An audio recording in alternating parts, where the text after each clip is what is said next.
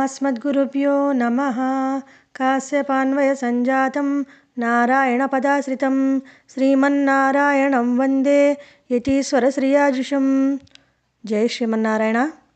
తిరుప్పావళిలో ఈరోజు 16వ పాసురాన్ని అనుసంధిద్దాం. నాయగనాయ్ నిన్న నందగోపనుడయ కోయిల్ కాப்பாనే, கொடுத்தோர்னும் தோரண வாசல் காப்பானே, மணிக்கதவம் தாழ்திரவாய் ஆயிர சிரமியரோ முக்கு, அரை பறை மாயன் மணிவண்ணன் நென்னலே வாய் நேரந்தான், தூயோமாய் வந்தோம் துயிலஜப்பாடுவான், வாயால் முன்னம் முன்னம் மாத்தாதே அம்மா, నీ నేస నిలైక్కదవం నీకేలోరెంబావాయ్.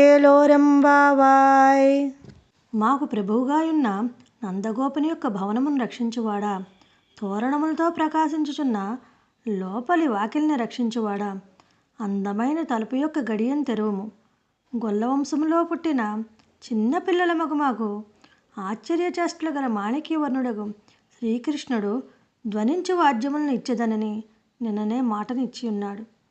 అనన్య ప్రయోజనులమై నిద్ర లేచినట్లు పాడుటకు వచ్చి ఉన్నాం. స్వామి, మునుముందుగా నోటితో నిషేధించకు, కలిసి ఉన్న తలుపులను గడియను తీయము. సయ్యాదన సయ్యోం, పెద్దలు ఆచరించిన పదాన్ని ఆచరించమని ప్రతిజ్ఞ చేశారు కదా. 2వ పాసురంలో తమ పెద్దలు భగవాన్ని ఆశ్రయించినప్పుడు మహాపురుషుల ద్వారా ఆశ్రయించుట వీరికి తెలుసు. అందుచేత తాము కూడా భవన పాలకుని ద్వారపాలకుని ప్రార్థించి నందగోపుని ఆశ్రయించి శ్రీకృష్ణ పరమాత్మను పొందడానికి ప్రయత్నించుచున్నారు. దేవాలయానికి వెళ్ళినప్పుడు అతడి క్షేత్రపాలకుని ముందుగా సేవించి, తర్వాత ద్వారపాలకులను సేవించి, అమ్మవారిని సేవించి ప్రధాన దైవములను సేవిస్తారు. అంతర్యామిని ఉపాసన చేయువారు ఇంద్రియములను, ప్రాణమును, మనస్సును వశపరుచుకుని బుద్ధి ద్వారా ఆత్మస్వరూప జ్ఞానంతో పరమాత్మను ఉపాసింతురు. ఇవన్నీ కలిసి వచ్చినట్లు ఆండాళ్ళు ఈ వ్రతమును ప్రతిపాదించుచు, కృష్ణావతారమున గోపికలెట్లు శ్రీకృష్ణుని చేరిరో, ఆలయములలో దైవమును సేవించటకెట్లు పోదురో, భగవదుపాసనము చేయువారెట్లు ఉపాసింతురో మనకు తెలియజేసెను. ఆచార్యులను ఆశ్రయింపందే భగవాన్ని ఆశ్రయింపరాదు. అట్లా ఆశ్రయించినచో లక్ష్మణుని లెక్క చేయక రాముని వద్దకు వెళ్ళి ప్రేమించిన శూర్పణఖ పొందిన అవస్థ పొందవలసి వచ్చెను. అంటే ఆచార్యులను ఆశ్రయించినప్పుడు కూడా వారి అంతరంగక శిష్యుల ద్వారా వారిని ఆశ్రయించవలను. అందుచేత గోపికలు 10 మంది మహాపురుషులను ఆశ్రయించి అహంకార రహితులై ఆచార్యుడుగు నందగోపుని ఆశ్రయించుటకై ముందుగా వారి భవన పాలక ద్వారపాలకులను ఆశ్రయించుచున్నారు. నాయగనాయ్ నిన్న నందగోపనుడై కోయిల్ కాపానే, నాయకుడైన నందగోపుని యొక్క భవన రక్షక. నందవ్రజము నుండి గోపాలురకు శ్రీకృష్ణునకు కూడా నందగోపుడే నాయకుడు. సర్వలోకేశ్వరుడకు కృష్ణ పరమాత్మ నందగోపుని తమకు నాయకునిగా పరిగణించుచుండును. శ్రీకృష్ణుని కూడా నియమింపగల శక్తి గలవాడు నందగోపుడు. తనకు పరమపదమును దొరకని పారతంత్రము రేపల్లిలో లభించింది కదా. నందునికి సంబంధం కృష్ణునికి ఇష్టమని ఎరింగిన గోపికలు కృష్ణుని ఇంటికి వచ్చి కృష్ణునింటిని రక్షించువాడా అని పేర్కొనగా నందునింటిని కాపాడువాడా అని పిలిచారు. మన గోపికలు కూడా పరమాత్మ ప్రసన్నుడగునని ఎరింగి నందగోప భవన పాలక అనిరి. నందగోపుడు ఆచార్యుడు. ఆచార్యునకు పరతంత్రుడై పరమాత్మయుండును. నందగోపుడు నాయకుడు అనగా నడిపించి గమ్యం చేర్చువాడు. అందోనందగ్రహణవసగః యాతి రంగేశ యద్వత్ పంగుర్నౌ కాకుహర నిహితో నీయతే నావికేనా. గుడ్డివాడు కన్నుల గలవాంచే ఎట్లు నడిపింపబడునో, కుంటివాడు ఓడలో కూర్చుండబెట్టిన వాడే ఎట్లు నావికునిచే నది అవతల ఒడ్డు చేర్చబడునో, అట్లే ఆచార్యునిచే జీవుడు పరమాత్మ వద్దకు నడిపిస్తాడు. అట్లు నాయకుడే ఆచార్యుడు. భగవానుడు కూడా ఆచార్యుని ఆశ్రయించిన వాళ్ళనే అనుగ్రహించును.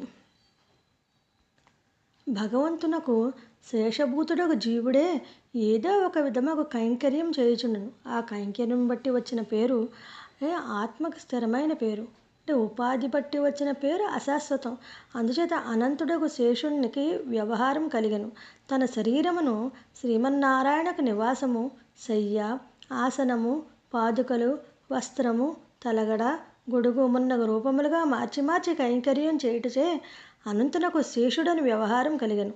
ఆ పేరు పెట్టి పిలుచుట శేషునికి ఎంత సంతోషమో, కోయిల్ కాప్పాన్ అని పిలుచుట ఈ భవన పాలకులకు అంత సంతోషము. భగవద్భక్తులను భగవత్ సంబంధములకు సూచకముకు పేర్లతో వ్యవహరింపవలన కానీ ఊరు పేరు, ఇంటి పేరు మున్నగి ఉపాధి సంబంధ సూచక నామంతో వ్యవహరింపరాదు. గోపికలు ఆర్తితోటి భవన రక్షక, మమ్మల్ని లోనికి వదులుమని ఆర్థించారు. అప్పుడు ఆయన కను సంజ్ఞతో లోపలికి వెళ్ళమని అనుమతించగా లోపలికి వెళ్ళి ద్వారపాలకుల్ని ప్రార్థించుచున్నారు. కొడి తోరణం తోరణ్ వాసల్ కాపానే, జెండాలతో ఒప్పుచున్న తోరణ ద్వారపాలక. ఈ ద్వారమున తోరణము, జెండా ప్రకాశించుచుండెను.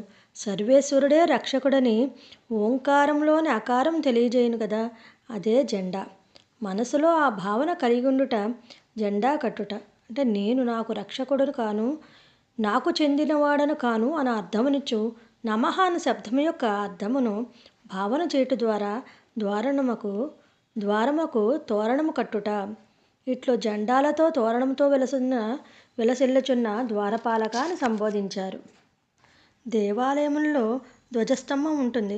దానివలన దూరం నుండియే ఆలయం ఉన్నదని తెలుస్తుంది. దాని వద్ద ముందుగా నమస్కరించి లోపలికి వెళ్తాము. ఈ ధ్వజమున గరుత్మంతుడుండును. గరుడు వేదస్వరూపుడు కదా, వేదస్వరూపుడు గరుడుని చూసి నమస్కరించి లోపలికి వెళ్ళాలి.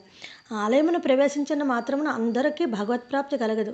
వేదమును ప్రమాణంగా స్వీకరించి దానికి విధేయుడై ఉన్నవానికే, అంటే శబ్దము చేతనే ఎరుంగదగిన పరమాత్మ దర్శనమిచ్చును. అందుచేత ధ్వజము నిచట కీర్తించారు. గోపికలు ద్వారపాలకుని సంబోధించి తలుపు తెరవమని ప్రార్థించుతున్నారు. మణి కదోంతాల్ తిరువాయ్, మణి కవాటపు గడియ తెరువుము. ఆత్మస్వరూప జ్ఞానము, దానిచే కలుగు స్వస్వాతంత్ర్యము అనునవి 2 తలుపులు. ఇవి భగవద్ అనుభవమునకు ప్రతిబంధకాలు. వాన్ని ఆచార్యుడే తెరిచి లోనికి పంపవలెను. ఆయర సిరుమియ్యరో ముక్కు, గొల్లపడుచులకు మాకు భయపడనేలా, మేము స్త్రీలము కదా, మా వలన భయమేమో అనిరి. అప్పుడు ద్వారపాలకుడు మీరొచ్చిన ప్రయోజనమేంటి వివరింపుడనెను. అరై పరై మాయన్ మణివన్న నిన్నలే వాయి నేరందనాన్, ధ్వని చేయు పరాని వాయిద్యమునిచ్చదని మాయావియు మణివర్ణుడకు శ్రీకృష్ణ పరమాత్మ నిన్ననే వాగ్దానం చేసినాడు. దాన్ని పొందుటికై వచ్చినాము. అదే మా పరమ పురుషార్థం అనిరి. తూయోమాయ్ వందోం పరిశుద్ధులమై వచ్చితిమన్నారు. మా భావన ఏ విధముకు మాలిన్యం లేదు. నీ భయపడవలసిన అవసరం లేదు. శుద్ధి అంటే ఏంటి? బాహ్యముకు శరీర శుద్ధి కాదు. భగవాన్ను చేరుటకు ప్రధానంగా ఉండవలసింది అంతఃకరణ పరిశుద్ధి. శ్రీరాముని శరణు కోరుటకు వచ్చిన విభీషణుడు స్నానం చేసి రాలేదు. అర్జునుడు యుద్ధములో శ్రీకృష్ణ భగవాన్ని ఆశ్రయించి గీతోపదేశం పొందుటకు స్నానం చేసి కూర్చుండలేదు. వారికి ఏ శుద్ధి ఉన్నదో ఇచ్చట గోపికలకు కూడా అలాంటి శుద్ధే ఉన్నది. తుయిలజ పాడువాన్, పరమాత్మని మేల్కొనున్నట్లు పాడవలని వచ్చితిమా అని అన్నారు. అయ్యో ఏమి ఈ ప్రేమ!